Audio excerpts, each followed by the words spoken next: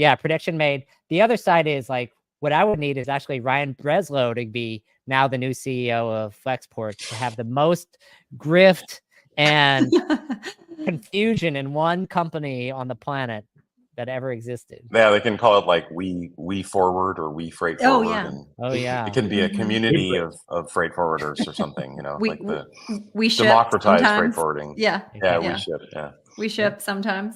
So that is Flexport today. And so I think, again, we're still asking these questions. We did the community a service this week, didn't we, Jess? We sure did. Ultimately, earlier this week, the whole world was worried about where the toilet paper was going to come from because the longshoremen were going to strike. The Watson weekend decided, like, look, we're going to cover the show and get to the bottom of it. They backed down. They backed down for the brink. 1 hour after the post went of reminder, this is the show. Boom. Problem solved. So we're just like solving problems, making memories. I mean, kissing babies, shaking hands. Exactly. Yeah. So this had been brewing for a while. Jason, can you just like kind of quickly say like how we got here and why do you feel like it was resolved so quickly? I think one of the more interesting narratives, I think, we've obviously talked about COVID at length, right? Like, I mean, that's been overplayed. But I think kind of this interesting, the notion that, okay, we become consumers switch from services to, tangible items. It overflows the supply chain. All the prices go up. I think most people agree that was the source of inflation. The catalyst. Next step. Yeah. Like at least one of the drivers, et cetera.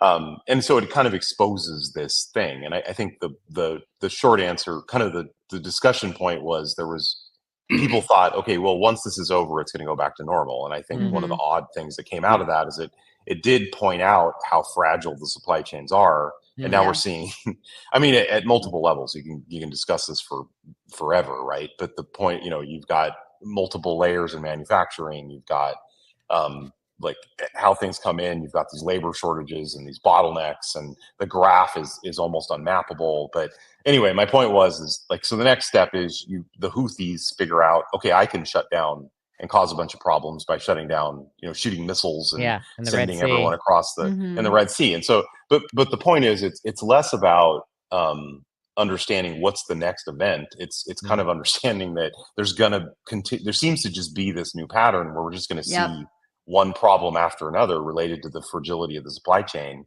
I think, it's kind of obvious if you think about the strike itself that they timed it around peak.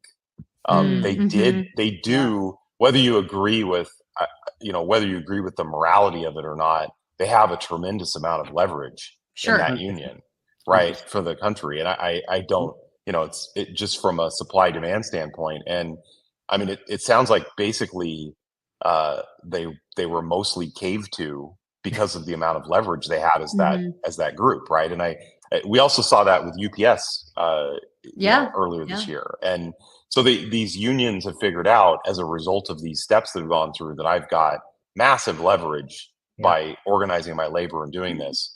What I think is kind of another interesting track, though, is what do you do about it? And I don't think we have an incentive structure that solves true redundancy in supply chains. It certainly doesn't match the stock, short-term profit model and quarterly earnings and everything else we kind of talk about in corporations. So, we have a real structural problem that there doesn't appear to be any sort of long-term solution for. So I think that's kind of useless from a what do we do standpoint, but I think that is where we are. Yeah. I would say it's deja vu again, right? So you think we learned our lessons back from 2021. COVID happened. West Coast was completely congested. 3 months train to wreck. get to go, right? So it was absolute train wreck.